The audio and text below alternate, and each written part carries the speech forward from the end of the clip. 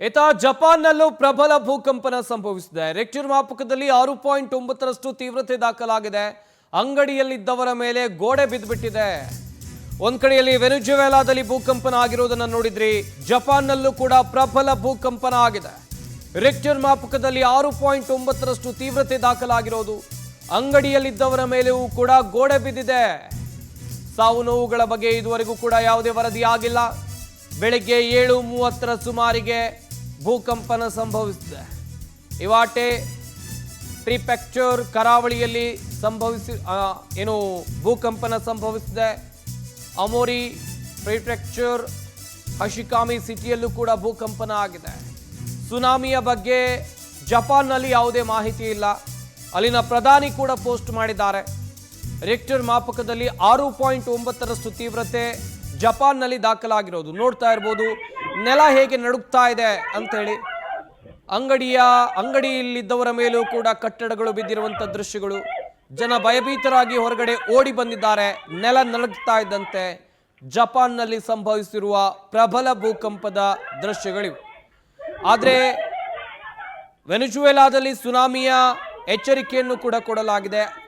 ಇಲ್ಲಿ ಜಪಾನ್ನಲ್ಲಿ ಯಾವುದೇ ರೀತಿಯ ಸುನಾಮಿಯ ಎಚ್ಚರಿಕೆ ಇಲ್ಲ. ಇವತ್ತು ಬೆಳಿಗ್ಗೆ 7:30ರ ಸುಮಾರಿಗೆ ಈ ಭೂಕಂಪನ ಸಂಭವಿಸಿದೆ. ಇವಾಟೆ ಹಾಗೆಯೇ ಅಮೋರಿ ಹಶಿಕಾಮಿ ಸಿಟಿಯಲ್ಲೂ ಕೂಡ ಭೂಕಂಪನ ಆಗಿರೋ ದೃಶ್ಯಗಳಿವು.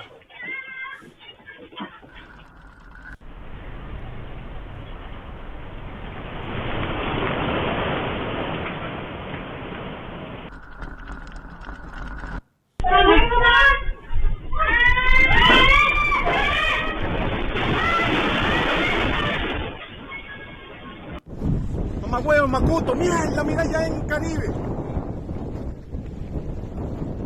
Acaba de temblar ahorita, señores. Vía de San Juan. Marico. Mierda, mira ya, mamá huevo. Mierda, ya me quetía. ಮೊದಲ ವಿಂಡೋದಲ್ಲಿ ನೋಡ್ತಾ ಇರಬಹುದು ವೆನೆಜುವೆಲಾ ದೃಶ್ಯಾವಳಿಗಳನ್ನ. ವೆನೆಜುವೆಲಾದಲ್ಲಿ ಯಾವ ರೀತಿಯಾಗಿ ಭೂಕಂಪನ ಸಂಭವಿಸಿದೆ, ಹಾಗೇನೆ ಅಲ್ಲಿ ಸುನಾಮಿಯ ಎಚ್ಚರಿಕೆಯನ್ನ ಈಗಾಗಲೇ ಕೊಡಲಾಗಿದೆ. ಸಮುದ್ರದಲ್ಲಿ ದೊಡ್ಡ ಅಲೆಗಳು ಕಾಣಿಸ್ಕೊಳ್ತಾ ಇವೆ. ಭೂಮಿ ನಲುಗಿದ ಕಾರಣಕ್ಕಾಗಿ, ಭೂಮಿ ಕಂಪಿಸಿದ ಕಾರಣಕ್ಕಾಗಿ. ಇನ್ನೊಂದು ಕಡೆಯಲ್ಲಿ ಜಪಾನ್ನಲ್ಲಿ ಸಂಭವಿಸಿರುವ ಭೂಕಂಪದ ದೃಶ್ಯಗಳನ್ನ ನೋಡ್ತಾ ಇರಬಹುದು. ಮನೆಯ ಒಳಗೆ ಯಾವ ರೀತಿಯಾಗಿ ಮನೆ ಒಳಗೆ ಜನ ಎಲ್ಲ ಇದ್ರು, ಅವ್ರ ಪರಿಸ್ಥಿತಿ ಹೆಂಗಿತ್ತು, ಹಾಗೇನೆ ಮನೆ ಒಳಗೆ ಇಟ್ಟಂತ ವಸ್ತುಗಳು ಹೇಗೆ ಅಲುಗಾಡಿವೆ ನೋಡ್ತಾ ಇರಬಹುದು. ಇದು ಎರಡೂ ದೇಶಗಳಲ್ಲಿ ಸಂಭವಿಸಿರುವಂತಹ ಭೂಕಂಪನದ ತೀವ್ರತೆ ಮತ್ತು ಅಲ್ಲಿನ ಜನ ಭಯಭೀತರು ಯಾವ ರೀತಿಯಾಗಿದ್ದಾರೆ ನೋಡ್ತಾ ಇರಬಹುದು.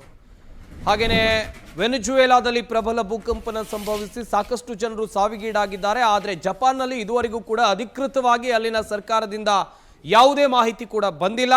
ಇಲ್ಲಿ ಸುನಾಮಿಯ ಎಚ್ಚರಿಕೆ ಜಪಾನ್ನಲ್ಲಿಲ್ಲ, ಆದರೆ ವೆನೆಜುವೆಲಾದಲ್ಲಿ ಸುನಾಮಿಯ ಎಚ್ಚರಿಕೆಯನ್ನು ಕೂಡ ಕೊಡಲಾಗಿದೆ. ರಿಕ್ಟರ್ ಮಾಪಕದಲ್ಲಿ ಜಪಾನ್ನಲ್ಲಿ ದಾಖಲಾಗಿರೋದು 6.9ರಷ್ಟು ತೀವ್ರತೆ. ದೊಡ್ಡ ಪ್ರಮಾಣದಲ್ಲಿ ಭೂಕಂಪನ ಸಂಭವಿಸಿದೆ.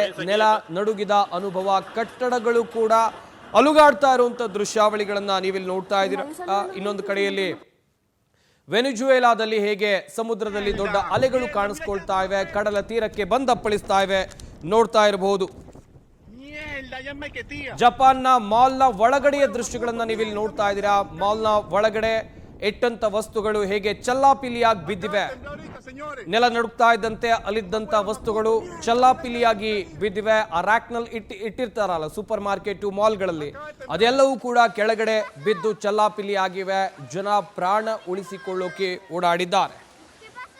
ಇನ್ನೊಂದು ಕಡೆಯಲ್ಲಿ ವೆನೆಜುವೆಲಾದಲ್ಲಿ ಸ್ವಿಮ್ಮಿಂಗ್ ಪೂಲ್ನ ದೃಶ್ಯಾವಳಿಗಳನ್ನ ನೋಡ್ತಾ ಇದ್ದೀರಾ. ಸ್ವಿಮ್ಮಿಂಗ್ ಪೂಲ್ನ ನೀರು ಆ ಸ್ವಿಮ್ಮಿಂಗ್ ಪೂಲ್ನ ಬಿಟ್ಟು ಹೇಗೆ ಹೊರಗಡೆ ಬರುತ್ತೆ ಅಂತ ನೋಡ್ತಾ ಇರಬಹುದು. ಕಾರಣ ಅಂತ ಹೇಳಿದ್ರೆ ಅಲ್ಲಿ ಸಂಭವಿಸಿರುವಂತಹ ಭೂಕಂಪನದಿಂದ ಸ್ವಿಮ್ಮಿಂಗ್ ಪೂಲ್ನ ನೀರು ಕೂಡ ಹೊರಗಡೆ ಬಂದಿದೆ. ಸ್ವಿಮ್ಮಿಂಗ್ ಪೂಲ್ನಿಂದ ಹೊರಗಡೆ ಬಂದಿದೆ.